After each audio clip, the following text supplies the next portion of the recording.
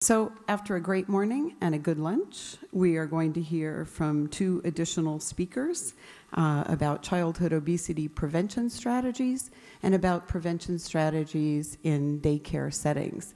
And I, again, for the sake of time, am going to introduce both speakers at once, and we'll hear from Dr. Cathy Breeden first, and then from Kelly Rice.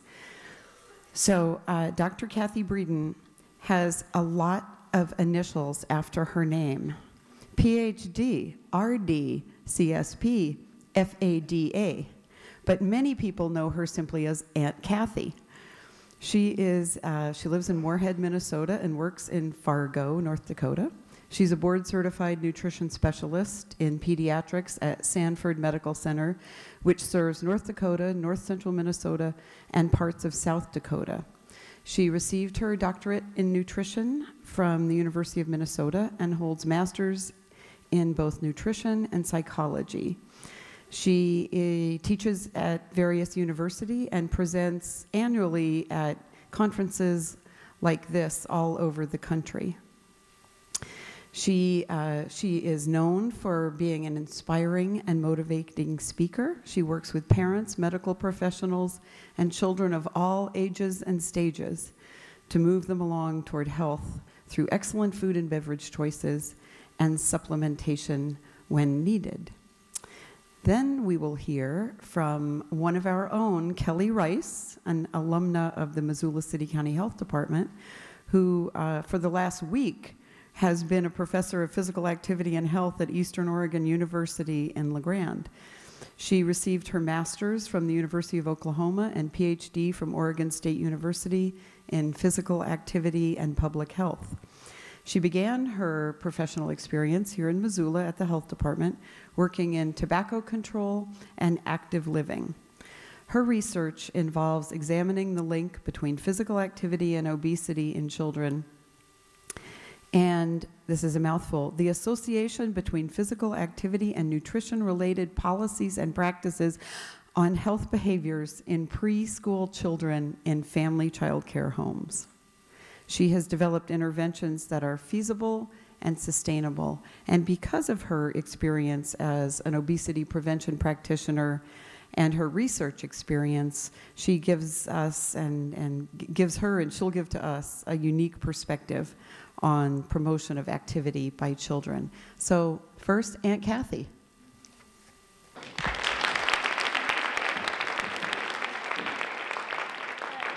Little mic check here. Can you hear me? I'm not sure if you can. Can you hear me now? Up there, can you hear? Oh, it's getting better. It's getting better. Okay. Yeah. I don't have a PowerPoint. I'm sorry for that. I just can't stay organized that well, you know. I talked last night about some stuff to a bunch of people, nutrition and nursing and doctors. Was anybody that was here last night? Oh, just, okay, a little handful, and they're all down. Okay, that's good. All right, well, I'm not going to talk about the same stuff. Last night we talked about some particular nutrients and some particular metabolic situations that might be useful to know about in helping prevent obesity. In terms of preventing obesity, I keep forgetting to do that, you know? But we are who we are, and I'm here representing the other half, you know. The other 47%, I guess. No, this is my notes, okay? So I just have a list of stuff I want to tell you about because it's really interesting and it's really useful, and you can really do it. One of the things that was brought up, I listened to all the other talks, and it was really great because they were all kind of putting in place all of these ideas, and I have one that sits with them, but it's different. When he was, this morning they were talking about the changes that have occurred, and we were talking about the safety issues and transportation and housing and all these things and cars have affected us. So time has changed and situations have changed. Guess what? They changed in nutrition world too. I'm a metabolic nutrition specialist for children with metabolic disorders. And so in real life, I do a bunch of icky biochemistry stuff. So I have to come and talk to you guys just to be sane, you know. But that means I have to learn about what are the nutrients doing. Most of us never really learn about what do nutrients do. When you've ever had a nutrition class, didn't you kind of like learn about, vitamin C, scurvy, niacin, pellagra, you know? In the absence of overt pellagra, you're not looking for anything, are you? When I talk to doctor groups, one of the things I always ask them is, how many of you guys, if you were chucking me into the hospital, would write this phrase as an entry note? Well-nourished white female. And they go, I said, well, based on what, son? The fact that I'm fat? This could be the all Twinkie diet. It is, actually. No, I mean, so I want you to stop thinking about being fat as being well-nourished, because what we're knowing now is a whole lot of people ain't. In a whole bunch of nutrients, we're going to talk about some of those specifically that have an impact on weight. But additionally, just a little thing that backs that up a bit, they just recently released a study of people going in for gastric bypass.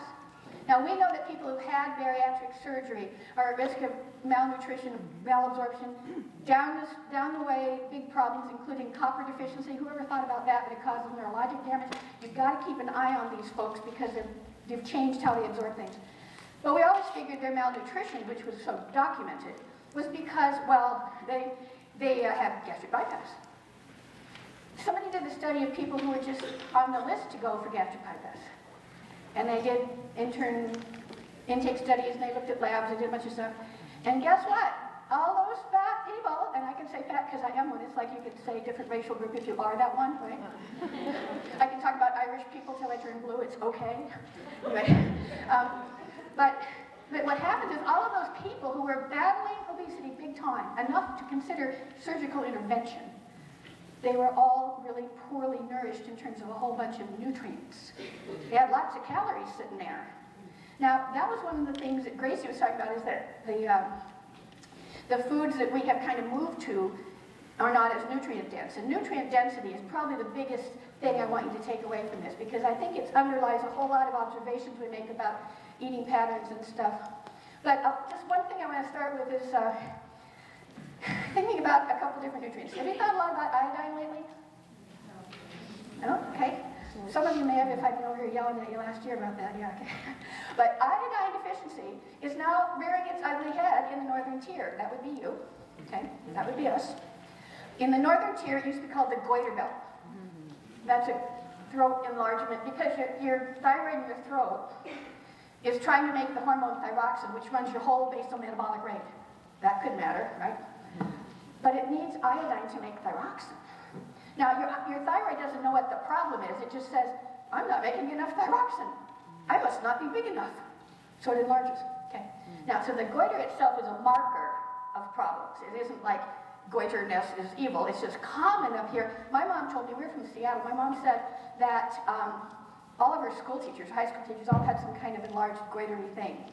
In some parts of the world, it's so common to have goiters, and massive ones, that even dolls have them. Yeah, it's like goiter Barbie. You know? No, I mean, what happens is they think it's a body part. It's so common. You grow up and you develop breasts and one of these big globs on your neck. You know. Now here's a really important and serious thing. Iodine deficiency is still today the #1 cause of preventable mental retardation in the whole world. And we knew that was a problem up here because some of us lived up here and noticed these goiters and things. Now, I was born in 1950, and around that time, people figured out we need a public health intervention here to try to get iodine into people because they're all like not doing well. So they iodized salt. Now, young people today don't even know about that. My students, I said, do you guys ever buy iodized salt? They don't buy salt at all. They just get this stuff ready-made in the food, don't they? You know, like, you don't salt your pizza, do you? No, okay. So they're not like looking at stores to buy popcorn salt, but they're not looking if it's iodized. It just says iodized in tiny little yellow letters and looks just like the kind you can otherwise buy. Now, a whole bunch of things have changed since they did that. They took care of that. We're good. We put it in the salt, told all people to buy that. In those days, my mom stayed home all day and took care of me. And she made everything from scratch. We didn't even have cake mix in those days. You know, this is a neat thing about being old, is you see the great changes of our culture. I mean, we didn't everything was homemade. So she put iodized salt in this and this and this and this and this. Now here's a really common misperception that a lot of people have. They perceive that sodium equals iodine, and it does not. The vast majority of our sodium in our intake is from processed foods, and it's a lot, and we know that. We know, for example, that you would do a much better job at cutting down on salt intake if you salted your food at home with iodized salt and didn't do a whole bunch of processed food. And the reason is you're just putting a little on the top and you can taste it. The processed food is like all the way through there. You're not even tasting it, but it's going by.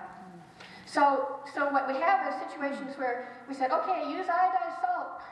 And now we say, but don't use salt. Don't we say that? Don't eat salt. Salt is evil, it will kill you. Okay.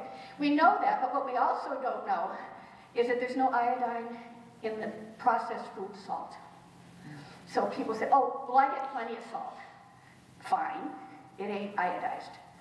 And that's the problem. We have a resurgence of iodine deficiency, and it's causing big trouble.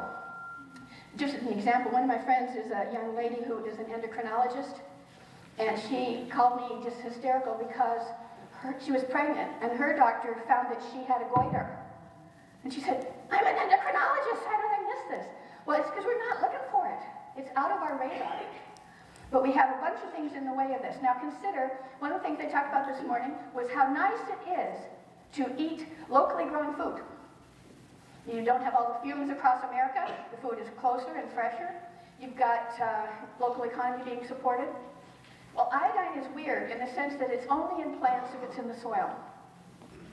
And we don't have any. So what happens is all of your locally grown food will not have iodine. It hasn't been a huge big problem until we started looking at these other issues, because you just got your broccoli from Southern California and it wasn't a big deal. But now, the perfectly lovely, I want to encourage a movement of locally grown food. We here have to make sure we understand that there needs to be some iodine in your life. And it has not been in multivites, for example, until fairly recently. A couple years ago, when this first hit the fan, and the World Health Organization says that, did I tell you this? That, oh no, about 50% of the world's population is deficient. And some people are not even in regions where we have iodizing of salt going on.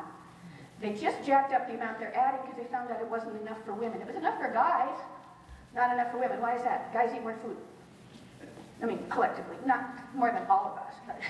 But anyway, so what they found in like Portugal is they had 200 checks of iodine for whatever amount of salt, and the guys were okay, and the women, when they did some testing, were like way inadequate. So they made it be 250. That's the new international standard. But when that was hitting the fan, somebody looked at the New England Journal of Medicine and did a little research study of an observational type. What they did is they just went all around and looked at all of the brands of prenatal bites. And only 28% had any iodine in it. And most didn't have as much as they said they did. Now that means a whole lot of people are thinking they're covered, and they're not. We all think we're fine. And we tell people not to eat salt. Then we grow our food in non-iodized soil. A couple other things. One is some fads, like, I only eat Mediterranean sea salt. And you can, sea salt is fine, there's nothing wrong with sea salt, but it's often not iodized. Now, you can use whatever kind of salt you want, or don't use any, but then just know that iodine needs to be there somewhere. You can take an iodine supplement, you can do something, but know that it has to be there. You need it to run your basal metabolic rate. What would you see if your basal metabolic rate was slowing down? Weight gain, lethargy. Okay, that helps a lot with weight loss programs, doesn't it? Yeah. So you want to keep people's bodies working well. Another thing, this is not nutritional, but ladies, at age 40, all the women are supposed to get their thyroid levels checked every year. We don't care about men. Yeah. They'll probably come out with that next year, but right at the moment, women are recommended to do that. And the reason is, a whole lot of things in your body quit working as you get older. Like, we were not planning to live so long, and so after 40, it's patch, patch, patch. You've heard that before? It's damn true. Anyway, so what happens is, you're minding your own business, and certain things quit working. And for me, mine just gave up the ghost when I turned 60. But it was fine until then it went, and oh God, you know, you got no energy. Now, if people gradually have that happen, they are not aware of the change, and they have every reason on earth to be tired. God, I've got 2 jobs and 3 kids, why would I not be tired? But you can handle the 2 jobs and 3 kids way better if you got all your tools in the toolbox, okay? So the iodine thing is hugely important for every aspect of everybody's life. It's a factor in deafness, it's a factor in learning disabilities in children. Very, very important. Next topic. Do you guys think a lot about magnesium? I never did. When I was in college, and that was 1968, nutrition class said we didn't have to worry about magnesium because we knew it did stuff in your body, but we also knew it was that all of the plants have magnesium. Because you know how iron is in hemoglobin and hauling oxygen around? In a plant, it's chlorophyll and it has magnesium as the center. So you got no magnesium, you got no plant. That works fine until you realize the plant doesn't store it evenly all over the place. It stores it in the part of the plant that's going to be the baby plant. Think about that. Here, picture a grain of wheat. Here's a grain. We got all this starch here. We got this little germ down here. Germ, hey, germinate. That's the guy. That's the baby plant right there. And then we got some fiber out here to keep it from being rained on or whatever. So what we have always done in the past when we eat whole grain is we get all the goodies. We get the starch, energy, fuel stuff, but we also get all these little tools. Now, it's useful to think about everything you do in your body is a little pathway. And I think of them like assembly lines, like, remember Lucy and Ethel in the candy factory? Most people relate to that one. But like, you're on this assembly line, and you're supposed to pass it on, right? Now, it turns out a number of nutrients are actually tools along those assembly lines. So, like if this guy's job is to reach back and grab something and staple it on, but there isn't one, you can't. So everything stops right there. Two things happen. One is you're not making what you're supposed to make, and the other is a bunch of stuff is building up. And that happens a lot. That's like homocysteine is like that, for those of you that are science people. A whole bunch of things are screwed up, and the pathway that I was talking about there with the homocysteine is one trying to make DNA. Do you suppose that matters? Yeah, okay. Now, so back to this. We know that nutrients are often the tools. They're called cofactors, vitamin cofactors, vitamin-mineral cofactors. But just think of them as tools on the assembly line. Not having any means you're inefficient at doing something. Magnesium is a cofactor for over 300 pathways in your body. 300 things you're doing. So that means if you don't have enough magnesium, a bunch of things could not be doing so well, right? Well, remember with scurvy, vitamin C deficiency, we always know what that looks like. Bleeding gums, I know you have scurvy, vitamin C deficiency. What does magnesium deficiency look like? Gee, you got 300 systems down. That's called global crabbiness. Okay. And it's so totally non-specific, it never has been looked for. Another problem we have with magnesium is that we can't check it in a blood like we can check your hemoglobin and go, oh my God, she's anemic. Okay, then we look at that. We don't check magnesium because we can poke and measure it, but it just tells us if our kidneys are working or not. You have to keep magnesium in your blood at the right level or you die. So you're working hard to do that. The amount of magnesium in your cells, not able to be detected that way. Now, if you have a low magnesium level, that means all kinds of bad things, but it means that if you're just trying to see if you have enough, it's not going to be helpful, and it's certainly not going to be helpful in time.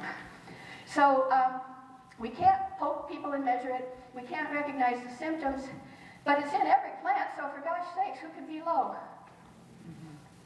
Well, we are. And one reason is because of a change.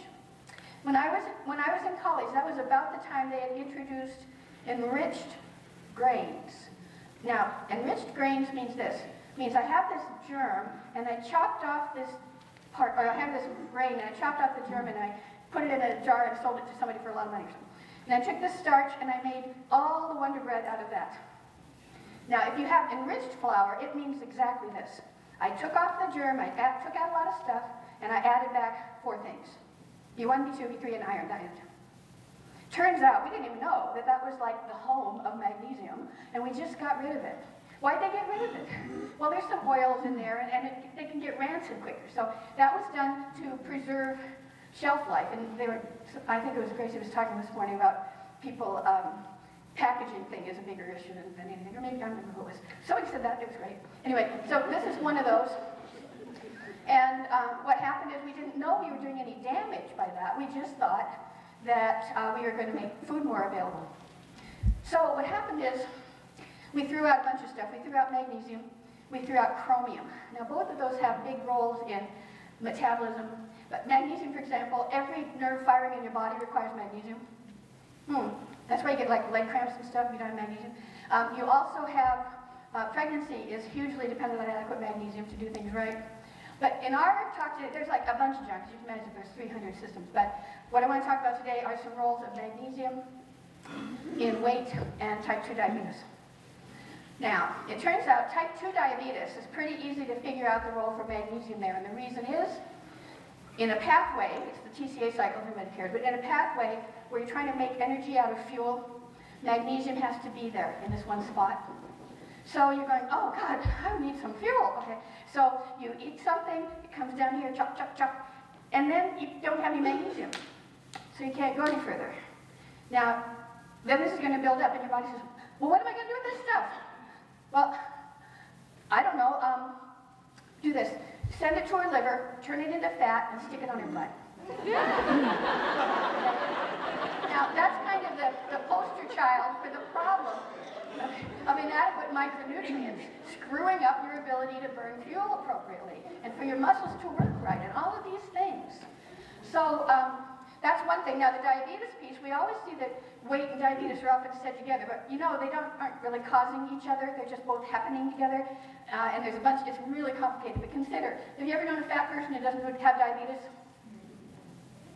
Yeah. So it isn't like that made me go, you know, it just made me be fat. Now, here's the deal in terms of diabetes. In type 2 diabetes, you got plenty of insulin being made, and insulin is something you make in your pancreas. It's like a little key to unlock the cell and drive your glucose trucks in there. Now, see, I work for Pediatrics. So that's how you get glucose into the cell. So you burn that carbohydrate for fuel, you do that. Little kids who have little kid diabetes, type 1, quit making keys, so they have to import keys. You have to give them shots. Type 2 diabetes, the problem is not inadequate keys, at least not at first. In fact, they often have really high insulin levels. High insulin levels by itself can make you become heavier, because insulin not only does this little trick, but it's a growth hormone. Okay, now, so that's also the stuff that builds up and makes little dark things in the cracks of your neck. That's called acanthosis nigricans. It's just a little marker of insulin resistance developing. So it's something you can see physically in some people. But anyway, what we found out, though, is that type 2 diabetes is because the part of the cell that is the receptor for this hormone isn't working. In other words, you got all your keys, but your locks are broken. Turns out that the insulin receptor on the cell is hugely dependent on magnesium to work. Oh. So what happened is we had this huge increase in weight gain, huge increase in type 2 diabetes, all of it tootling along after we started telling people that enriched flour was just as good as whole grain flour. Now, they told us that. It's just as good. I learned that in college because they didn't know about this stuff. And so they used a word for it called enriched. Doesn't that sound good? I think that's the good kind. If you see the word enriched, you think of it as unriched, okay? Because that means I took a bunch of stuff out and I didn't put it all back. Okay. Chromium's another one like that. Chromium particularly is part of something called glucose tolerance factor. Whenever you see factor, it means we haven't got a clue how this works. Okay. But glucose tolerance factor requires adequacy of chromium to work. So right there, that's also in the same place. The little germ is doing tons of stuff. Now, what if you don't like whole grain? You must eat it anyway. I'm a dietitian. We get that way, don't you think? Like, we just tell you what to do, and you either do it or I just get mad at you. But actually, what you want to think about is here's the very, very simple rule for where can you find magnesium in food besides the germ. The principle is this. It's anything that's a baby plant. So, a bean, a nut, legumes of any kind like peanuts, seeds, the germ of grain, that's the baby plant. All the rest of that starch in the grain is just fuel for the little baby plant to use till he can get his nose out and do photosynthesis. But in our wisdom, we remove that, and then we just eat the straight up starch without the tools to burn it properly. So magnesium would not be a big deal if we didn't think there was a problem with it. Here's 2 reasons why we think there's a problem with it. The NHANES Research, National Health Nutrition Examination Survey. The CDC does this every 10 years. They go poke and ask and measure and do. And then they publish their data. And the last 2 times this has been observed, that the majority of Americans, the majority, so that's like all the way over to right here. You're okay, you are not. No, actually you're okay and you are not, because the majority get less than 2/3 of the amount of magnesium they're supposed to get. So I meet you on the street, should I assume you're fine? You don't look funny. You look fine. You must be fine. You live in America. Mathematically, I would be correct way more often if I said, I don't think she's so hot there. I think we need to look at that. Because a whole bunch of people are in fact inadequate. One reason is because we took the whole grain out of the germ out of the bread. But another couple things are out there too. When we first were learning about cardiovascular disease, and we were at a stage where don't eat any fat in the world except corn oil. Remember that? If you're old enough, it has to be Fleischmann's. That's what they used in the study. There was a study. I was there. No, seriously. It's so good to have that kind of reference point. Because we had old men up in the cardiac floor taking tablespoons of corn oil as if it were medicinal and stuff. And we had this in our teaching materials. It says, don't eat saturated fat, because in this study the corn oil was better than what they were eating, which was saturated. And corn oil turned out to be much better than lard in this study. It turns out the corn oil is omega-6, and that's probably not a good idea. I don't have time to talk about it, but it's in the handouts. We'll talk about handouts a little later. But anyway, so what we looked at there is we knew this polyunsaturated stuff. We didn't know there was different kinds, just polys, corn, and lard, saturated. And we said, look, don't eat this and eat this. These are early days. Our teaching material said there's something between polys and saturated called monounsaturated. We didn't know what the heck that was. We didn't have any data. We didn't know what it did. So the judgment that was made was to say, well, look, it's halfway to saturated. So just avoid that too. So we told people, we actively told them not to eat the foods that had that, which would be nuts and peanuts primarily, and olive oil. Yeah, we were wrong. You know, sometimes you're just wrong. But what happened is we have all these people, like a lot of people quit eating peanut butter or peanuts or nuts because there's fat in there. There's calories in there. And a whole bunch, I mean, a lot of your parents think those are high fat, they will make you fat food. But actually, this is an important thing about that particular form of fat that's in those guys. The monounsaturated fats do not try to make you have a heart attack, and they do not try to give you cancer. They do have the same calories as everybody else. They have 9 calories per gram, just like anything else. So if you're counting calories, there they are. But you were probably going to eat some calories anyway that day, right? You know, those could be some of them. Instead of margarine, for example, you have peanut butter. But anyway, what happens is you think of that fat, monounsaturated fat, as dangerous to your butt, but not to your heart. Okay? So you can make some choices there within. And when we tell people, don't eat this entire food group, boy, was that naive, you know? Now, you don't have to eat whole grain, because some people hate it. So all you have to do is say, well, what else could they eat? How can you tell if they're low?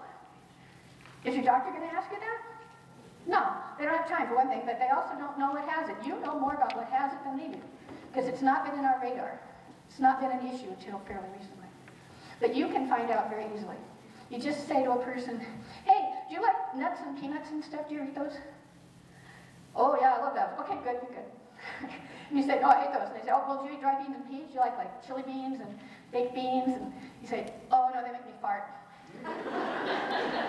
and so you get down to this, and it's like, I hate whole grain bread. So here's this person who clearly has very little coming in. It's easy to identify people by that particular pattern. And I'm going to give you an example of how very specific that can be. In Harvard, they have this big study going on. It's called the Women's Health Study. 85,000 women have been followed for over 20 years now. And it's amazing to have such a huge study with a big, long time and all this stuff. And nobody had any known diseases at the time of the beginning of the study. 16 years along, they took out a bunch of data and just started looking at stuff. And they found this. People who ate nuts or peanuts 4 times a week or more, compared to those who rarely did, were 25% less likely to have developed type 2 diabetes. Is that a big number? Yeah, 25% less likely of getting diabetes. Yowza. Now, when that came out, our mindset, we didn't know about the magnesium piece much. It was just kind of being looked at privately. What was the big thing then was fiber. Fiber is good for diabetes, eat high fiber food. Okay, well it turns out it's probably not fiberness, although fiber might move the things through differently or make you feel full or something, but the high fiber foods have the germ. So when that data came out and they said nuts and peanuts, and I thought, those are number 1 and number 2 for magnesium in the whole world. Now nobody at Harvard cares what I think. This is true, just know that up front. But somebody at Harvard had the same question, so they reran their data looking at magnesium from all sources in relation to diabetes, and they found the exact same stepwise relationship, which is like the gold standard of, is this really a factor? Maybe, okay? When you're doing correlational data like that, you can't, we didn't make anybody do anything, but we just see that if they did this, they altered their risk. So we have 2 great big studies all looking at the fact that a whole bunch of us are not getting a good amount, and it's a really bad thing in terms of diabetes. So it's also very likely a thing about weight, because I was talking about that TCA cycle where you can't burn the fat plainly, so you store it better. So I'm going to go off of magnesium and talk about something else. Could have a whole bunch of things to talk about.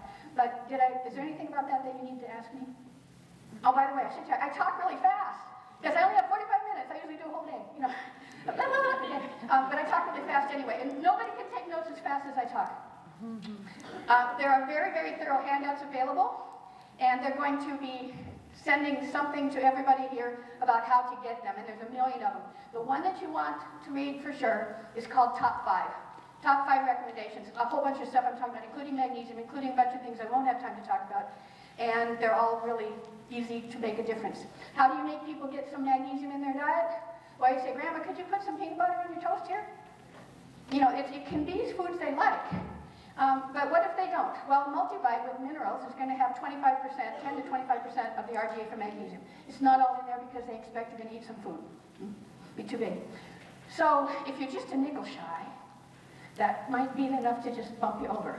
But if you're like wildly not getting any of those foods, then you want to consider a supplement. It's all in the paper, when you do, what kind, everything like that is in there. Now, shoot, I have a brain injury and I had something in my head and I forgot what it was. What was the time about? Magnesium. Help me out here. Oh, the top 5, yeah. Well, then maybe it'll come back. And there's a whole lot of stuff in there. But magnesium hugely matters.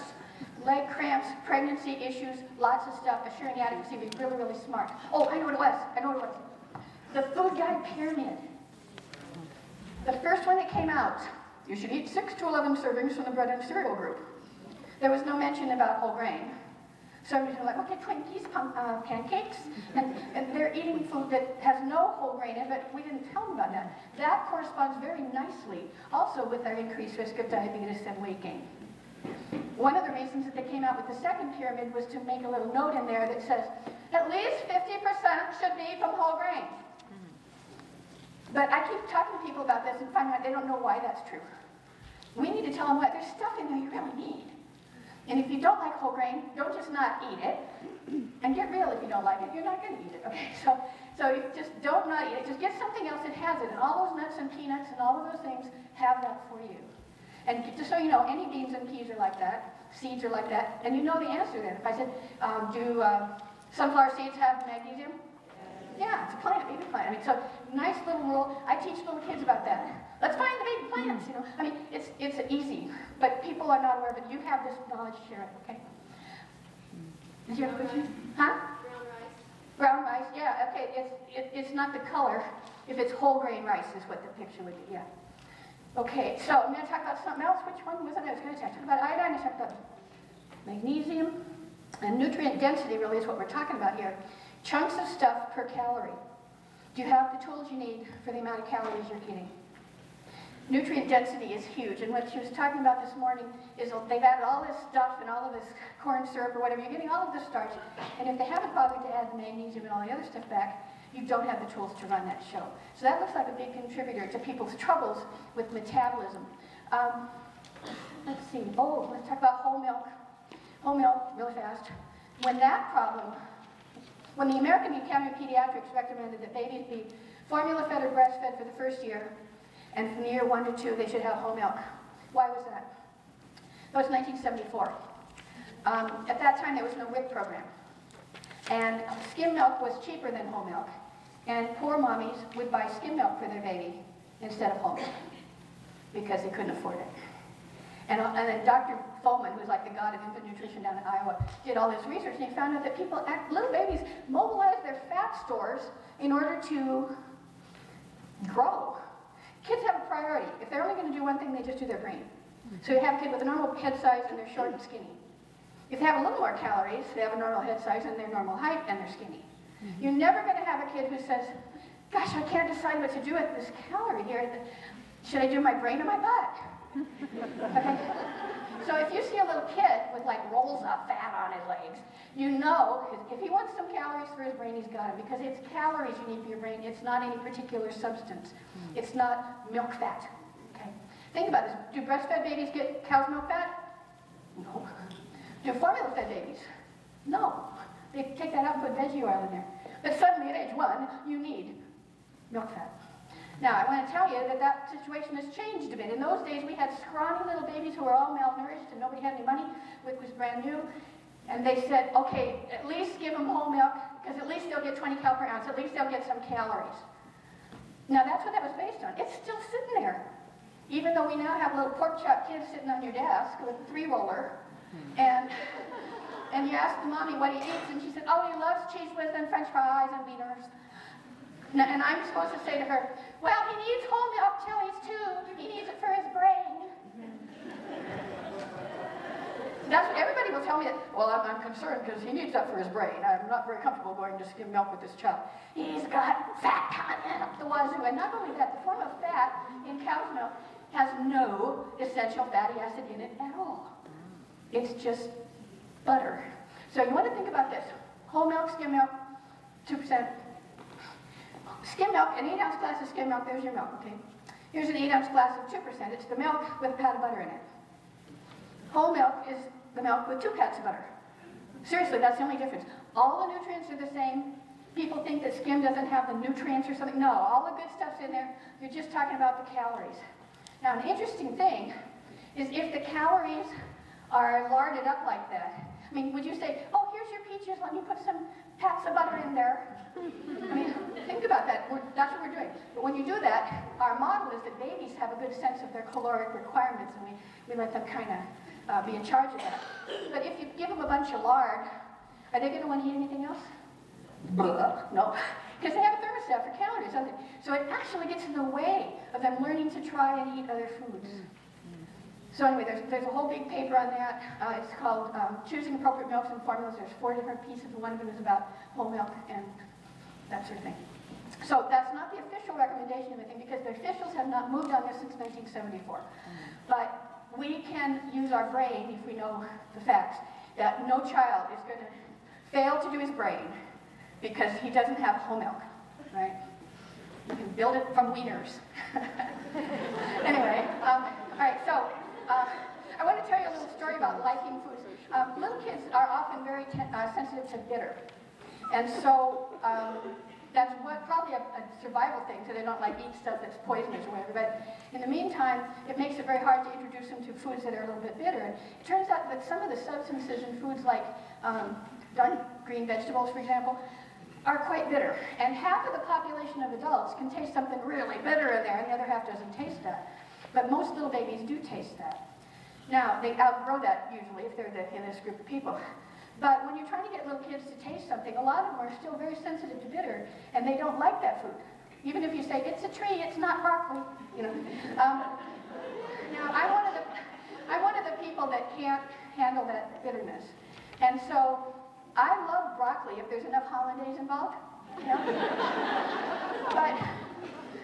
But, you know, I can't stand raw broccoli. I never went anywhere near that tray, okay? Because it's not bitter as heck to me. I can't stand it. Okay, so I went to a restaurant with a bunch of dietitians in Minneapolis. I did not know them. I was going to talk the next day at a thing. And they ordered some food, and it came, and the side dish was this mound of broccoli, steamed.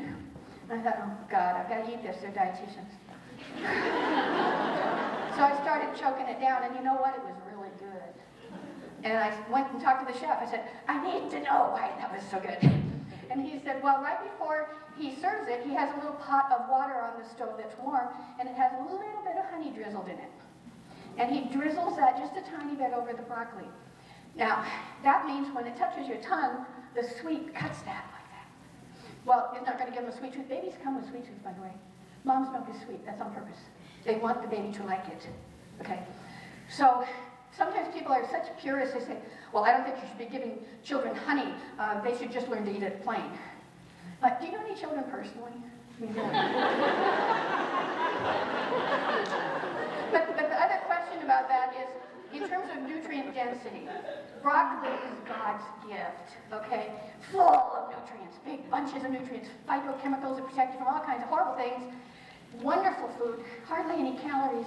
I think if I had added a couple of calories in the form of honey, that's a pretty good trade-off.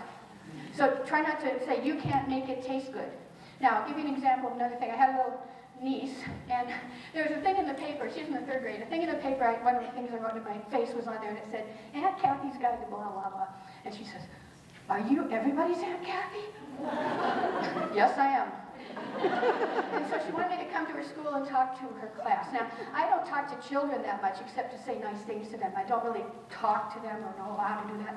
I talk to them, Mommy, okay? And then I just hug up the baby and call that even, you know. But here I'm going to talk to 3rd graders. Oh, God. So what I did, I didn't know what to say. So I bought a whole bunch of veggies of different types and fruits and things, all new, different ones, put them in some little dishes. And one of them, for example, was spinach, fresh spinach with frozen raspberries melted over it. Okay. All these other things. And I bribed them with glitter pens. Bribery is fine. I get bribed every day to go to work. So I said, okay, if you sample everything, you get a glitter pen. But then we also voted on what was the best food. And by far, fresh spinach with raspberries on it. And my niece said, can I have that for my birthday? Yes, you can. So as long as it's a little bit of sweet, cut that bitter for a lot of the kids. And fruits are a good way to put some sliced grapes or strawberries into the salad. Helps so much if you have a person who's sensitive to bitterness. Now, how much time do I have? Nothing? Zip? 10? Oh, okay, good. Is that one more thing I want to tell you about? For sure? Vitamin K. Now, vitamin K is another one of those things that's really, really changed over the bunch of years. We used to think you didn't have to worry about K because bacteria in the gut produce 50% of the vitamin K required by humans. I memorized that. Turns out, yeah, they make it, you know, but you don't access it. You can't get it. Oh, never mind. What that means is we're all much more dependent on an outside source than we thought. Also, they set the recommended amount that you should take in based on the assumption you were getting twice, half again as much downstream. So our RDAs don't meet the needs of people, and we know that from a study of old ladies recently. They gave them the RDA in a very careful, monitored way, and then they poked them and checked their K levels, and they weren't okay. So for old ladies, the RDA that they have set up doesn't cut it. And I know what you're thinking. Luckily, I'm not an old lady. But that's the canary in the coal mine there too. Okay, that's just the first group we've looked at. The principles affect everybody in exactly the same way. Now we also knew that vitamin K had something to do with clotting your blood, which it does. And it was discovered in Germany. That's why it's called vitamin K. They spell coagulation with the K. That was all we knew it did. It does some little sciencey thing called gamma carboxylation reactions, okay? But we only knew there was one, and that was it. So not a problem. Now, it turns out, we just learned, since 2006, this is all in the last few years, so people don't know this, nor should they. I mean, it's not a criticism, it's like new stuff. But since 2006, they found that there's a whole bunch of other tissues that require the tissue carboxylation, the gamma carboxylation to be done for that operation to happen in the pathways. It's just a tool in the pathways like the other stuff. One of them happens to be function of a hormone called osteocalcin. Now, osteocalcin, as the name kind of tells you, osteocalcin. Okay. That's the guy that when you eat some calcium and you have some vitamin D, you gotta have some D or you can't absorb that calcium, then you want to put it in the bones. We have all these people knowing about calcium, and now they're starting to know about vitamin D, but they don't know nearly enough about it. It's a huge big deal, and I am the queen of vitamin D, but I don't have time to talk about it. It's in the handouts, okay, but this is like huge. We have a bunch of people here aware of that, though, so you'll hear all about it. But anyway, so vitamin D was the thing for a while that people didn't even have a clue about how important that was for calcium absorption. And then we find out they don't have any K. And so they can't activate osteocalcin, so they can't put calcium in the bone. Well, fine. Now, first time they figured that out is they found a bunch of people who were K deficient because they were on a medication and they treated them stupidly. So they had low levels, and they asked this question, does this medication, it's Coumadin, does this medication cause osteoporosis? And the answer apparently was yes, because all these people have osteoporosis. The answer, though, is it wasn't the Coumadin use. It was stupid K intake with the Coumadin use. Inadequacy, nobody benefits from nutrient inadequacy. You know, it doesn't say on the little brochure, please induce a vitamin K deficiency in this woman. It never says that. But we misinterpret that, and we're not attending to this. So anyway, the bottom line is, you got osteoporosis as a big player there. Now think about this. You know who Sally Field is, right? Okay. We love Sally, but she's been selling a product for people who have osteoporosis to try to fix it. But in the meantime, her ads have said this. In spite of years of taking calcium, I still got osteoporosis. And I've been yelling at the TV for a number of years now. Sally, you've got no vitamin D. Well, now they've been paying attention that vitamin D is getting a little more press, and so they said, and in spite of years of taking calcium and vitamin D, I still got osteoporosis. I'm saying, you did not. But now I'm saying, Sally, you got no vitamin K. Because it turns out we're not getting what we made. It's not in a whole lot of foods. It's only in dark leafy greens. Oh, well, I eat salads. Okay, broccoli, 400 mites per half cup. Iceberg lettuce, 20. Okay, so you have to eat more than you do. And a whole lot of people go nowhere near those foods. They just don't. And we haven't worried about it because they made their own. Another thing that came out at the same exact time as that is that a whole lot of multivites didn't have any K in them. And I hadn't noticed it because the product I was using for all the children, big bunch of junk in there, I never noticed there was no K. Because it didn't say vitamin K0. I didn't notice that. It was just not in there. They just didn't list it because you didn't need to worry about it because you made your own. So I'm not giving K to all these little pumpkins who totally need it, and I just still feel bad about that, so I have to tell you. Anyway, but a whole lot of products still don't have any K. Some do, some don't. You got to look for that. Know that the RDA is not sufficient. But here's a question: is vitamin K toxic? Most healthcare professions would say yes because it's fat soluble. But it turns out dissolving in butter does not make something toxic, because that's what fat soluble means. What makes certain things potentially more of an issue is if they're actually a hormone. Like vitamin D and retinol, vitamin A, are hormones. They tell you to do something. That's the definition of a hormone, right? The other guys are just those tools that say, oh, if you need me, I'm over here, right? So K is one of the tools that you need. There they are. They don't tell you to do anything. K does not make you clot your blood. It allows you to clot your blood if you're getting messages that say clot your blood. It's a tool you need. But at the first time we were discovering this stuff, they just threw them all in a basket and said, fat-soluble ones are toxic. Well, we now know that they're wildly less toxic, all of them, than we thought. But K, the upper end of safety for vitamin K has never been established because nobody ever OD'd on spinach or vitamin K capsules. So it's just really good to know this is not scary. This is new information, though, because all healthcare professionals, every nurse in America, oh, that one's fat soluble. I don't know, that one's fat soluble. I said, I know you don't know, but it's okay. You know, it's totally wildly safe. It is totally safe. Inadequacy ain't safe. And here's another big deal. What are you going to do with that calcium if you can't put it in your bones? Well, one thing you do with it, cutting to the chase, is you calcify your kidneys. You produce kidney stones. And you still can't get rid of enough of it. And you can't let it build up too much or your heartbeat will get all screwed up. So you said, I've got to get rid of this. I can't let this be here. Or to try to clean it out. That's not working. Okay, do this. Cram it into the arterial wall. Which you do. That's called calcification of your arteries, hardening of your arteries. Screws up blood pressure for a lot because it's just rigidity there. But it's also a little rock with sharp corners that you've crammed into the artery. Think about that. Ow, ow, ow, ow, ow. Injury to your arterial walls, which then requires that you try to band-aid it up, don't you? The cell membranes are made out of cholesterol. Did you know that? It's a big player there. So what happens if you have an owie on a cell membrane is you send a message up that says, send me a Band-Aid, and then you send down that piece of cholesterol. So what we're looking at there is the same thing that diabetes causes. If you have high blood sugar, it causes glycosylation of your proteins, causes the same kind of injury. All of those things are hugely injurious in terms of heart disease because they start the process of making you clog things up. So not having little rocks be crammed into things, not having extra sugar being crammed into things is really good for you. Additionally, there's a couple things you can do about that. when you are sending a message to inflame stuff, because we know that inflammation is hugely related to heart disease, okay, just that's for sure. One of the things about the different omega-3 and 6 fats, without going into it too much, but there's one called EPA, these are in fish oil. EPA and DHA are in fish oil, they're omega-3. EPA is what you use to make that messenger that says inflame something. It's called a prostaglandin. You could also make it out of ARA, which is the omega-6. Now, ARA doesn't mean anything. It comes from arachidonic acid. It means arachnids or something, spiders. But EPA means eicosapentaenoic acid, which means the 20 carbons, 5 double bonds. It's just describing it. But I want you to think of EPA as Environmental Protection Agency. Okay, because if you make that prostaglandin out of EPA instead of ARA, if you make it out of ARA, it's really inflammatory.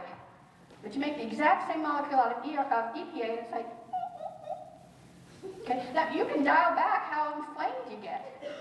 You know, and inflammation is such a big deal. So this is, you have all these places that you can do something to minimize how much things hurt you. Including, I was in Rapid City on Friday, and we did a whole thing just on all the things you can do with diabetes to make it hurt you less. One other place in that world is all of the antioxidant stuff. And do you know what an antioxidant does? Here's what they do. This is vitamin E. It's one we knew the most about, and so here's what it does. It's a primary fat soluble vitamin that is an antioxidant that's swimming along the surface of the membranes, okay? Minding its own business. It's not telling you to do anything. A free radical rising in town. What's a free radical? Well, just running your show, burning your fuel, you produce some fumes, okay? And those are waste products, and you have to get rid of them. And those little waste products are missing an electron. Electrons are like the currency of a cell. So what happens is you got this guy being produced, a free radical, and he comes up and he plucks an electron right off of your membrane. And you go, ow! Hey, somebody took my electron. And then you reach over and you grab somebody else's, and she grabs somebody else's, and pretty soon the whole social fabric falls apart, and you got a hole in the membrane. Now that's just like having a hole in the balloon. It's not good. The cell dies. Now, so here's vitamin E. Vitamin E swimming along, free radical rides into town. He's just about to pluck your electron, and vitamin E flings his body in between. He says, please take my electron instead. Vitamin E is an electron donor. He's paying protection money. Now, in the olden days, we only knew there was vitamin C and E that did anything antioxidant, so there was a lot of interest initially in having higher doses, and some of the early studies used like 1,800 units of vitamin E, and they decreased complications of diabetes. So, I mean, but that was in those days. Am I totally out? Can I finish the sentence? Oh, okay. Yeah, okay, so in those days, that was all we knew. But what we now know is that all those brightly colored fruits and vegetables, the pigments, every single one of them, even if it's white, that's a color in plant land, all of the pigments have big-time antioxidant factors. For example, the first one we learned about was lycopene, that's the red stuff in tomatoes, and it's 200 times as potent as vitamin E. Okay, so you don't have to take big wads of vitamin E, but you do have to have really generous antioxidants to put out a bunch of fires, because otherwise you get secondary damage to those things, because you're producing all those free radicals. All those free radicals means you're not cleaning your fuel cleaning, and you got a whole lot coming out the tailpipe, right? So you want to fix that. Now, is it just people with diabetes? No. How about people who have half their calories from Jack Daniels? Was that God's plan? You know, no. I mean, so whenever you're not burning your fuel cleanly, whenever you have goofy metabolism any time, you're going to produce way more free radicals, so your needs are higher than normal. When you look at recommended dietary allowances for anything, that's based on the needs of 90%, they assume, 90% of healthy population. We're just discussing a population that's not healthy. So, anyway, I think I'm totally out of time, and they're just too polite to jump up and stop me.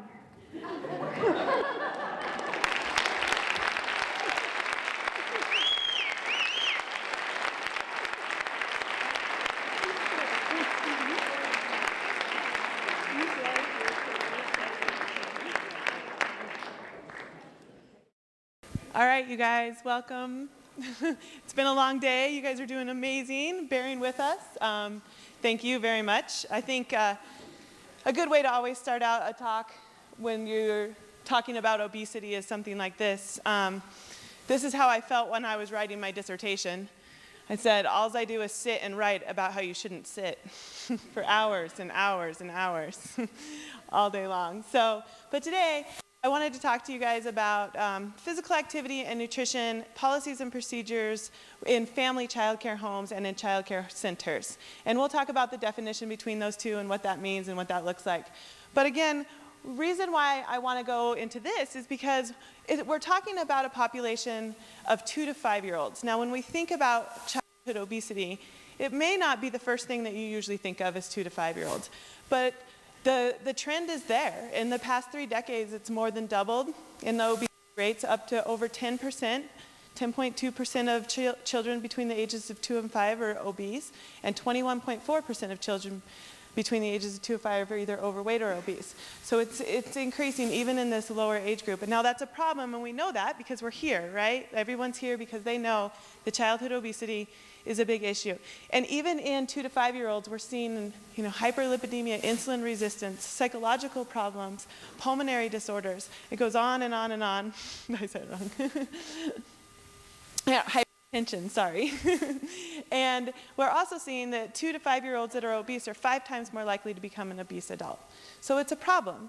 So when we're looking at it, we also know that it's related to physical activity and dietary intake. Physical activity alone, in the Framington study in 2003, they found that children that were more active at ages 4 and 11 had lower increases in adiposity and in BMIs in early adolescence. And those that were more active had 22% lower skin folds, those that were less active at the earlier ages. Jans also found in 2009 that 5-year-olds that were more active had higher or lower BMIs at age 8 and at age 11. So we know that this is connected. We know that it's physical activity and obesity are definitely a part of each other. As far as dietary intake, we found that the sugary drinks, we found that parents that are regulating the amount of food that their children are eating and not letting them pay attention to their own cues is also related, and screen time. So we know obesity is a problem, and we know dietary and physical activity is connected to it.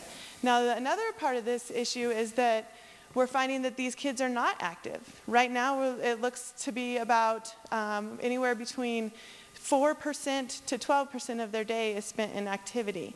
And that's just in the lower age groups, and that's for all 2 to 5-year-olds. So childcare home, where are these kids? Currently, 61.2% of children are in some sort of daycare under the age of 5. And we have 2 major types where these children are found. 34% of them are in center-based care. That around 10%, which is about 1.9 million children, are in family childcare homes. Family childcare home is something like this one over to the side here. This one is Cathy's Kids Corner, that's kind of spelled wrong, and it's like KKK, Cathy's Kids Corner, that you see when you're driving down the street, hand-painted sign. So that one is a very different. It's a independently owned and operated business. It is regulated by the one person. It's in the home, okay, and it can be either integrated in the home or they can have a separate thing to the side. It's regulated by the state, and each state is different. So there's no rules or regulations across the board. It's regulated by R&Rs, registers and referral agencies in each state. Center-based have policies, procedures. It's a little bit easier to intervene with, but they're also regulated by the state, and there's nothing that's national between the 2 of them. And here's kind of just a picture of what it can look like, the difference between the family child care homes alone. One of them can have all of the set to the side, and have a garage that's the only place that the kids are allowed in. Others will have where they're just part of the home, and they're part of the entire environment and the daily activities that happen in the family child care home. So it kind of gives you an idea. So we have, and then these children are, oh my goodness. These children are spending an average of 34 hours a week in family child care home and about 32 hours a week in child care centers. So this is a significant amount of time that these children are spending in these various cares. So what a perfect place to intervene, right? We've got physical activities low, obesity's high, and there's a considerable amount of children spending a significant amount of time in these places. So one of the things, there's about 3 major obesity prevention, interventions or programs out there right now that address physical activity and nutrition in child care centers. And one of them is the knapsack. And the knapsack is nutrition and physical activity self-assessment and child care tool. And the knapsack is really cool. It was invented or developed by these researchers in North Carolina, and they have put together this entire thing. They've tested it, they've run it through the ringer, and they've implemented it in various situations, and it's really out there and available for you to use. And that's kind of what I want to explain to you today of why this is important, why it's such a great program. It has 5 major components, all right? The first one is a self-assessment. The self-assessment itself is based on best practices. So, you know, Diane Ward and all of these guys in North Carolina got together and they said, okay, let's figure out what is the best practice, the best thing that we can have for childcare. And then they divided up into all these nutrition sections and all these physical activity sections. And then it looks like this. So they started out, and the first thing is, these are bare minimum. They're not meeting best practice. Okay? They're just, it's very standard. It's kind of like the lowest that you possibly want. And then it's a scale from 1 to 4, and it goes up, and up on this side over here, we have best practice. So the best possible thing that you could be doing in your home, or sorry, in your center. And these are handed out to the directors of the center, the staff, and the teacher in all of the centers.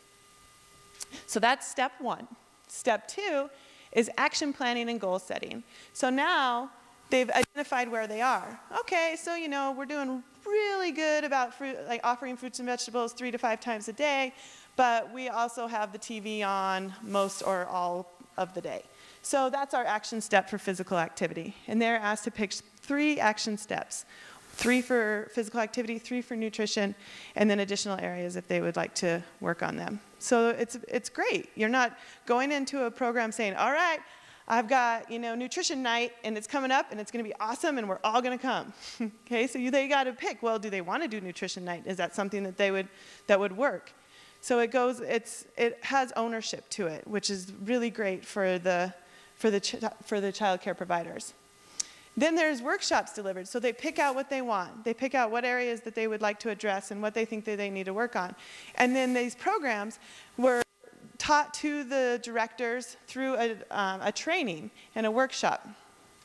And there's a variety of programs that have been used with knapsack. So this is the curriculum part of it. Knapsack itself is not a curriculum.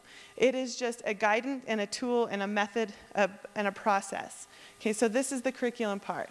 Then there's assistance. So whoever has sent this out is guiding up the whole knapsack process, goes and provides assistance. So if you have any questions, anything that's coming up, any concerns with the program, then you can call these people and they can help you or lead you to more goals, different areas to address. And then the last part is to revise and evaluate. And this is done through another self-assessment. So you hand out the self-assessment again to the same people to see if you've moved along, progressed along that the scale from the first one.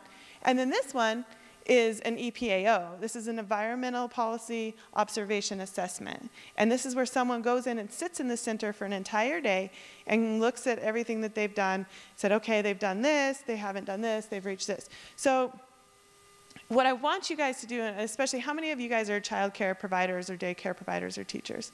Okay, great. So just think about how you might work this into what you are doing or how it might be related to your program. Even if you're not, it's still something that you can take for the YMCA and kind of think, okay, how could I use this process or this method for something that I can do that would have an evaluation, you know, self-selection. It's just overall, it's a really great kind of framework to go and work on. So then, with the self-assessment, there's a lot of different areas. There's 9 nutritional areas and 6 physical activity areas that are assessed in the knapsack. And there's 36 or 38 nutrition questions and 18 physical activity questions. And all of them are from meeting or not meeting basic standards to exceeding best practice. So you have a ton of different areas that you can address, that you can look at, or that you can really work on for your place. Here's an example, a little bit closer so you can see. So anything from like cooked vegetables are prepared with added meat, fruits, margarine, or butter 1 or more times, 2 or times less than once per week.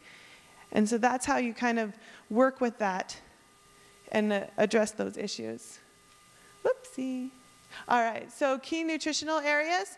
It goes from the 9 areas are fruits and vegetables, meats and grains, beverages, that addresses milk and access to water, as well as fruit juice. And then menus, varieties, feeding practices. Do you let the kids pick their own food? Do you pick it for them? Do you put on their plates family style eating? Supporting healthy eating environments.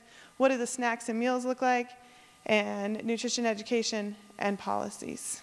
Do you have a policy about the food that comes in or what you serve? Or, you know, a lot of these places are CFCP. I knew I was going to mess that up. Yeah. Thank you. And then with physical activity, the active play or inactive time, where is that? When is that? Play environment support, physical education. And do you provide that for the parents and for the provider? And then the policy again with physical activity. So let's go ahead and look and see kind of like a snapshot of what is going on out there right now. Like where are our center-based and our family child care homes? North Carolina did this with the center-based and handed out the knapsack to 96 centers. So I know it is North Carolina and it is kind of a different population, but really it was a large enough sample that you can make a lot of the generalizations with it. One of the things is the majority of the centers are offering the pre-fried vegetables less than once a week. So they're doing really well in these areas. Drinking water is available. There's no vending machine. They're encouraging new fruits and vegetables or new foods. The staff join in the eating, and then there's a formal nutrition policy that they follow. Where they're struggling in the centers is that they are offering fruits and vegetables. They're not offering fruits and vegetables 2 or more times a week. They're not offering high-fat meats less than once a week. Okay, the beans, the fruit juice, you can kind of go through it. These are what they're not doing. And 50% are serving whole milk instead of low-fat milk, and these are still in the center base. All right, so there's still that milk kind of mentality. With physical activity, teachers are leading activities. Okay, the outdoor play, there's outdoor play space and fixed equipment. Portable play equipment, which we found that the more portable play equipment there is available, then the more likely that children are to use it and to get higher levels of or moderate to vigorous physical activity, and to ensure that they're not seated for more than 30 minutes. Now moving on to areas of concern, they're not providing adequate amounts of physical activity. 21% are allowed to sit for greater than 60 minutes and watch TV, and most of the centers and teachers do not join in activity, which is a modeling type thing, which we have found is related to physical activity. And then most of the centers don't have a formal written policy. No. So that's center-based. So center-based family child care and center-based preschool have had most of the attention for the last couple years. But just in the last 2 years, we've moved on to looking at family child care homes a little bit more. And this is a different environment, and there's different concerns with family child care homes. And it's kind of interesting to think about, and it's definitely for public health a nice and a new area that really needs to be addressed, and it has kind of been left on the back burner. But they're doing well. They're serving fruits and vegetables, canned fruits and vegetables, meats less than a week, and drinking water is available. However, the list of the things that the areas of concern are a bit different and a little bit longer. So the skim milk is still there. There's no written policy. Meals are not served family style, which is a little bit easier to do in a family child care home. That's what we would hope anyways. Bless you. No nutrition training, no nutrition education for parents, and no written policy, which makes sense for family child care homes. As far as physical activity goes, this is the one thing that they're doing well in. They're providing play for all children 60 minutes or more, active free play. So what their concerns, we've got limited amounts of structured PA, prolonged sitting and screen time, lack of indoor play areas, restricting physical activity for misbehavior, limited time, and limited training, and no written policy. Now the reason why I've gone through these long lists of things for you guys is because this is what we build interventions on, right? So we've got to get these these assessments out there, figure out what's going on, get a picture of what's happening, and then it's time for an intervention. Then we can really start assessing these areas. And we can talk about how we can get these kids outside, how we can move a little bit more, and what we can do with them. All right? So, with the EPAO, the Environmental Policy and Observation Assessment, this has been done in center-based. This has never been done in family child care homes. It was just on a grant that we tried to do it in family child care homes, and there was absolutely no way they were going to let us sit in their house for all day long and observe everything that they did. So, I mean, it's just something that we've got to address, and there's going to be some other way around it, but an observational, objective way. So what I've been talking about is a self-assessment, right? So we also, like what Mark was saying earlier, we're definitely skinnier when we're on the phone, and we eat more vegetables when we're on the phone. The same with the self-assessment. We're probably doing better than we actually are when we're reporting it for ourselves. So the observation that's been done in center-based has found that children consume less than recommended amounts of whole grains, fruits, and vegetables, and they consume excessive amounts of sugar and saturated fats from whole milk. So this is what they've found from the EPAO. They've also found that more active opportunities, portable play equipment, fixed play equipment, limited sedentary environments, and physical activity training were associated with more activity in the family child care homes. And this is them observing, oh, look, there's, this fixed play equipment and this portable play equipment, and they've been playing with them this long, and just looking at the environment and doing a whole environmental assessment with it. So they found higher levels of activity and lower levels of sedentary behavior. Now, what we've also done is objectively measured physical activity in the family child care homes and in the preschools, and we're finding an average of about 1.7 minutes per hour of physical activity. And when I have moderate to vigorous physical activity, that means that it's up into the recommended amounts. And when I say with accelerometers, what we have is kind of a fancy uppity pedometer that can track the amount of activity that a kid is doing, and you can look at it at different points to see how active they really were and what level. So you get a little bit more information than you do with a pedometer. Family child care homes, we're talking about 1.7 minutes right now, and that's a study out of Canada. So, interventions that have been center-based. So the knapsack has done all of this stuff. We've gone through the training, we've done the self-assessment, and the interventions that they have been using are exactly what Andrea will be talking about later this afternoon. And it's the 5210, which was mentioned earlier as well, animal trackers, and Color Me Healthy. So all of these interventions have been part of the whole knapsack story and kind of picture. And that's what those workshops have been based on. There hasn't been any done in family child care homes except for the family child care home, the one that we've been working on for the last 3 years. It's newly developed. We don't know if it worked, but it's kind of cool. So we'll see if it worked or not.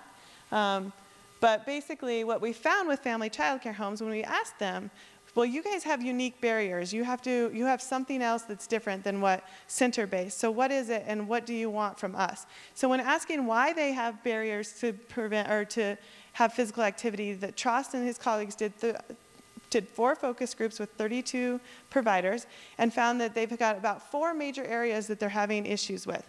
And they're personal, like health limitations in pregnancy, pragmatic, they need age-appropriate materials. That it's really, really hard to play games and get out there and move with the kids when you have a toddler here, a 2-year-old throwing marshmallows at you, and the 5-year-old running circles around you. So it's really hard to have do physical activity and participate in physical activity with such a mixed age group. And then parents, they just don't bring the adequate clothing for them to go outside, especially when it's raining or it's snowing out. And then again, lack of indoor space. So they asked, we asked them, what do you want? What would help you? What would work? And they said, training, hands-on materials, and resources for mixed age groups, and curriculums and books. So again, we're talking about they're ready, it's feasible, they want interventions, and they need some help. So one of the interventions that we have right now that we're testing for family child care homes is this Journey to a Healthy Home, and it's based on the knapsack. So we used the knapsack assessment, went into the family child care homes, had them do a baseline, came back, had a train-the-trainer workshop with R&Rs, and developed this guide. And the guide is a 3-step evaluation that they look at And they find exactly where they feel like they lie, like the normal self-assessment, but then there's strategies that go along with each of those things to help them, and I'll explain that in a little bit more detail in a second. And then we also develop these resources for them with age-appropriate, mixed age group recommendations for Let's Go Play, Let's Go Eat Healthy, and Let's Go Cook. And if any of you guys know the Let's Go books, it's based on a travel theme. So they travel from island to island and go through this entire intervention through a year, and that was the whole basis of it. And here's kind of what one of the pages looks like. So if you recognize the very, very top of it, it's the knapsack. It's from the knapsack. So it says, I provide active free play for children, and then you identify exactly where you are. From there, you go down. So it says, what can I do for my child care? Well, if I'm 31 to 45 minutes each day, then you identify or create active play space located indoors or outdoors, and aim to add another additional 2 days. So it just sets small little goals for each one of those things. Then you move on down from there, and you try the strategy that it matches, and then find the fun activity for the children. And a lot of those will refer you to the resource manuals or the things. Now the great part about this is every week for 9 months, they had one nutrition message and one physical activity message. So that was one destination on an island. There was 9 islands to travel through for a 9-month intervention. And I went all the way around, so every week they could utilize these things. And I think what we really found is this is what most of the work went into, and this is where we did all of our work, and all they really wanted were the resource manuals. So that was kind of an interesting finding.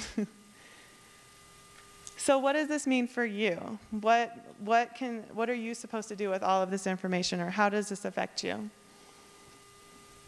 Yeah, go.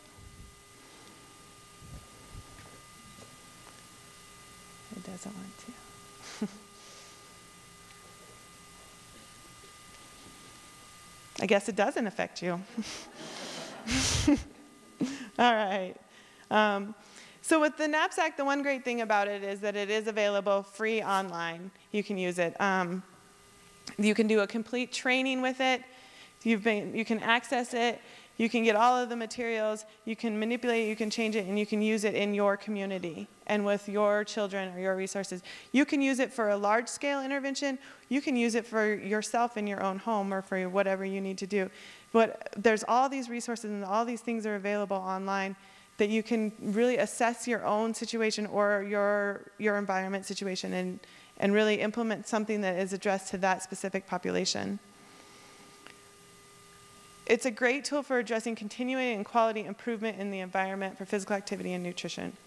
You're not just stuck, like, okay, I've done the whole curriculum here, now what do I do? You can really keep progressing on and on with it, and that's why it's such a great tool. And it is not, knapsack itself is not a curriculum, okay? It's a program that helps family child care homes and centers identify where their areas of need are, where they can improve on nutrition and physical activity, and then from there, you can go and help and continually change that environmental piece. And knapsack has been implemented in all of these different counties. Cathy, I think you guys did 4 pilot studies, right? I remember reading that when I was here back in the day. So Montana has even done this in a couple family child care homes as a pilot study, and I'm not sure if it went on from there or not. So what are we to do? Environment and policy changes influences in behavior, or policy change influence behavior change. So continually looking at the environment and policies. I know it's the most sustainable way to go, and it's definitely the biggest bang for your buck when you're looking at a whole policy and environmental change. And interconnectivity across sectors is essential. Right here exactly is a great example of the different people that are in this room right now and how you guys are all working together. I know I left here 4 years ago, pretty much to the day, and to come back into Missoula and to see everything that the MOVE program has done and changed, and the Bike Walk Alliance, and to see the brand new bike lanes and all of these things that we were just talking about with Mark, but before I left. And so to actually see a huge difference, it's hard to see when you're here, but it's incredible when you leave and come back to see the interconnectivity between the YMCA with Donna and the Parks and Rec and the health department. It's incredible. You guys are doing great things. So keep that up. And strategies should be evidence-based and continually evolve. Don't get stuck with the one thing that you had. Keep going and keep progressing. And don't mess with this woman. whatever you do. I just think that everybody needs to give Mary McCourt a round of applause for putting on such an incredible, amazing. And my apologies to Greg for putting up with us for 3 years at the health department. This was a Halloween, and I dressed up as Mary for Halloween. Do you remember that, Ellen? Yeah, so great job, and thanks especially to the MOVE program, and special thanks to Steve Gaskell too for, helping me through my Ph.D. program and getting here and back to Missoula. It feels very full circle for me and very cool right now. And then all of you guys have that handout in your folder that says the treadmill. That was my dog when he was a lot younger. This is him now. So thank you very much.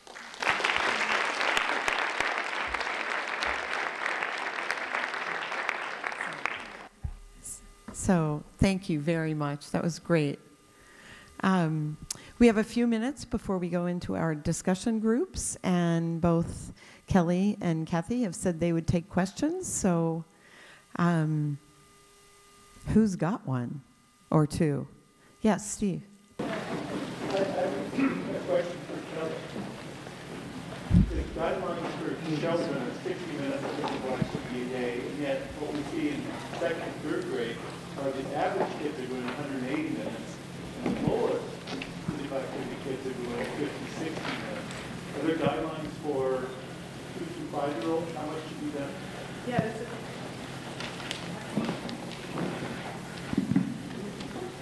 you there?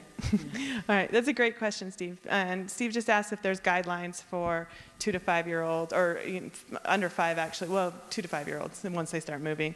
And the answer is yes and no. There's no evidence-based guidelines. There's recommendations. So they recommend that they get 60 minutes of structured play with several hours of unstructured play is the recommendation. And that one's out of Australia right now. And there's one out of Canada as well. Now I'm drawing a blank because I kept saying knapsack the whole time, but NASP, right?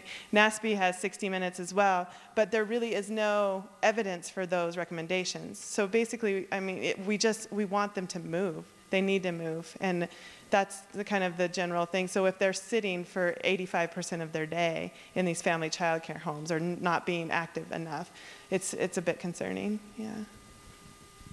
Yes. I was wondering, Cathy, could you speak to the omega-3 versus omega-6 ratio? And we hear a lot about omega-3s, but not 6s. What's the benefit of that proportion?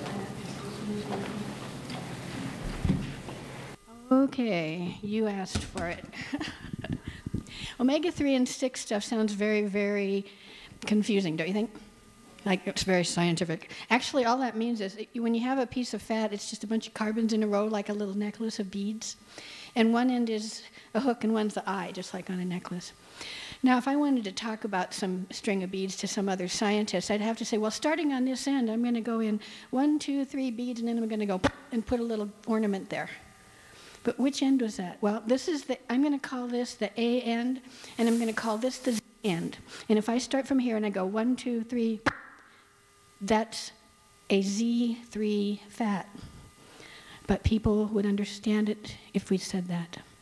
So we use the Greek alphabet. Alpha to omega. So all that omega business means is that some fats, there's some families of fats, one of them is mine. No, no, I never. There are some families of fats, and some of them are 3s, and some are 6s, and some are 9s. Now the 9s are the monos, because here's the deal. Omega-3s, you go 1, 2, 3, and that's where you got your first little ornament. They're double bonds, if anybody cares. And the other guys go 1, 2, 3, 4, 5, 6, and then monos, you go all the way to 9, and there isn't another one. That's why it's a mono. You just got one, because there's no room for any more. So the omega-3 and omega-6 are the only guys playing in the game of making those inflammatory guys. So the monos are not playing in it. That's why they don't hurt you. Okay. Now, ratio in the world, there's the Mediterranean diet. Have you ever heard about that? Okay. Mediterranean diet is looking like it's very healthy for a whole bunch of reasons. There's a lot of things different about it than ours, but they have less heart disease and less cancer and a bunch of stuff. One of the things that's quite different is that the ratio of 3s and 6s in their diet is different. They tend to eat 4 6s for every 3. We, in our wisdom, tend to eat 10 6s for every 3 to 20 6s. Now, remember I told you that the 6s are the ones? Yes. So eating a lot of ones is not good for you. And in the Mediterranean, they do other stuff too. They eat lots of fruits and vegetables. They do a lot of other things. But what we know is if we could get our ratio down more to the 4 to 1-ish ratio, that would be good. Now, one of the other things that happens, you make something called thromboxanes out of those same fats. And that's a clotty guy. And you clot your blood more if you make it with a 6 than with a 3. It's like really clotty or not so clotty. So there's a whole bunch of places in your body where this is an issue. So how do you remember which is which? Here's the answer. 6 is bigger than 3. Right? Okay. Which one has a response? Oh, 6. Which one has a response? 6. In the ratios, 4 to 1, which one is the 6? 4, yeah. If I described it as a 1 to 4 ratio, which one is the 6? 4, yeah. The bigger number in all of those is always the 6, and it's the one with the and it's the one we eat tons of. And it turns out corn oil is like 98% 6. And we thought corn oil was like really terrific in terms of heart health, but that's because in that study it was way better than lard, remember? And we didn't know there was other kinds of fat. We didn't know. The most effective way to change the ratio, though, is to not try to do a bunch of stuff with flax oil or something. I mean, it's fine to eat that, but it's not our natural approach is to flax everything, you know. But what do they do there in the Mediterranean is they use a lot of olive oil and peanut oil, which are monos. Now, they're not playing in this game. So if you have some corn oil and, say, some canola oil or something, you got some 3s and some 6s, and you displace a big wad of 6s with some olive oil, you just changed your ratio, didn't you? So it's not like you have to throw tons of 3s on. You have to try to get rid of some 6s. And that's probably, did that answer your question? Whoever asked it? Yes? Okay. Another question for Kelly or Cathy. Yes? I have one for Kelly, and I wonder, do you have any recommendations for marketing that knapsack with family home care centers? Because reaching out to those smaller care centers in your community, it seems like a difficult thing to do. Right. That's a great question, and I think that that's one of the key reasons why it's not being done, is because it's really hard to reach them, and it's really hard to get to these communities. I know from a researcher standpoint, I called 495 family child care homes to get 60 of them to participate, and I was paying them. So, I mean, I'm not exactly sure what the answer is to that. I know what I did is I changed it from, would you like to be part of a research study, to, would you like to be part of an obesity program, to, how would you like to have some fruits and vegetables and play outside? Does that sound good? And so it was a lot of like the way I worded it and how I talked to them. And I think if you can really, if it's no burden and like minimal requirement on their part, and then you can kind of, if you have the incentives to, well, you can do this, or if you're willing to come out and offer that, that's kind of the best thing that I've found, is just watching how you say it and then how you approach it. Yeah.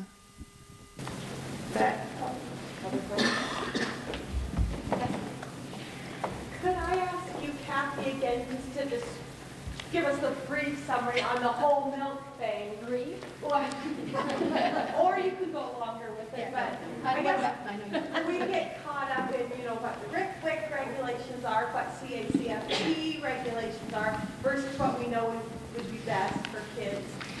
Okay, a quick answer to that is I talk at a lot of WIC conferences, and this is a big deal because some of the ones have had rules forever that you have to give whole milk till 2. And the problem with that is you have healthcare professionals working there, and if they can't use their professional judgment about when a child would not benefit from this, then you might as well have monkeys working there. Don't you think? I mean, so what we need to do is assert the fact that you have these staff members. They have to be there. They're hired. Let them use their judgment. Because the recommendations from the AAFP are from 1974.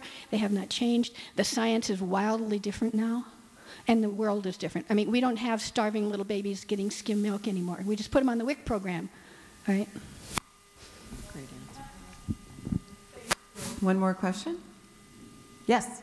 You were not going to talk about vitamin D, but I'm hoping you could for a minute.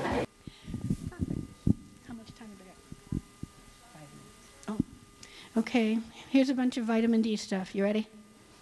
A whole big bunch of people up here are deficient, and we didn't know it because you don't look funny, at least not for that reason. And this area up here used to be called the Rickets Belt because half of all the little kiddos had some degree of overt bone deformity until the 40s. Now, a lot of them were just not deficient enough to be deformed, but they were still not so hot either, were they? Now, so the public health interventions that they did was they added vitamin D to milk to see if they could fix that, and they put 100 chunks of D, 100 IUs, in a cup. And they figured, kids eat that, that should take care of it. Now, one problem is we didn't think that adults might need this because they weren't bow-legged. But what happens if your bones are already done and you become D deficient, your legs don't go boing, do they? No, it's totally invisible. So we figured that the amount that fixes the babies was enough for everybody, and that's where the 400 IU vitamin D thing came from. But it's like we said, this should do it, boink, and we never checked. Well, cutting to the chase, we now know that a whole bunch of people in the northern tier in particular, but you know what, I've been doing a bunch of stuff in the south, and they're horribly deficient too because they have air conditioning and sunscreen. So even though in the past they're out hoeing beets or something, people aren't living that way anymore. And I just did a bunch of stuff in Texas, and people were coming up and saying, I got my level checked, and it was crappy. And they can't believe it. But here's why we care. There are over 200 tissues in your body that have receptors for the hormone vitamin D. Vitamin D is a key steroid hormone that tells you to do stuff. And you have 200 tissues saying, tell me what to do. And you don't tell them. It looks like inadequacy is a big factor in all of the autoimmune diseases. This is a little kid diabetes belt, the rheumatoid arthritis belt, the MS belt, all of those things. If we could decrease deficiency, it would make a whole lot of those things fail to be triggered. And there's a lot to that, but it's all in the handouts. The other thing is heart disease. Muscle weakness was one of the things I mentioned with vitamin D deficiency. We know that's why grandmas fall down at nursing homes, not because their bones are breaking, because they can't keep their balance. And in studies, they've found that if they get grandma's levels up to a normal blood level, you can cut falls by 50 to 70% in hospitals. When somebody cleverly said after that, gosh, the heart's a muscle. And so is the diaphragm. So if vitamin D deficiency contributes to muscle weakness, that by itself can get in the way of energy expenditures and exercise, right? Not to mention congestive heart failure. And there's a big study going on here right now giving big wads of D to people with congestive heart failure because the research is so tremendous they've got to that point already. Now, it's also a big anti-cancer agent. It's called an anti-proliferative. If a cell goes nutso, vitamin D says, no, you don't, like that. And the first place they learned about it was in the prostate, because the prostate specifically takes up D and activates it to the hormone form all by itself. And they're so far advanced on that study now in that body part, because I know what you're thinking, ladies. I don't even have one, you know. But what they're finding is that they're actually using the word cause in terms of vitamin D deficiency and cancer in the prostate, because it says if you have tissues that are going to go nuts, and prostate cells do, you have to have vitamin D there or it's allowed to do that. So he said it's just like brake fluid. If you don't need to stop anything, it doesn't matter. But if you have to stop something, you better have it. So assuring adequacy is what I'm talking about, not taking a particular amount, because what we're finding is some people need wildly more than others for a whole big bunch of reasons. What we know now is that we would like to have a blood level at least 30, preferably more like 40 to 50. I have tables that show that it's okay to be 10 because it was common to be 10. It's normal because it's common to be deficient. Do you know? I mean, so what does normal mean? You know, what I'm talking about is what level in your blood is associated with optimal health. It's also hugely being found right now to be a big deal in your whole immune system. In fact, just last week there was a study came out where they had a bunch of people with TB.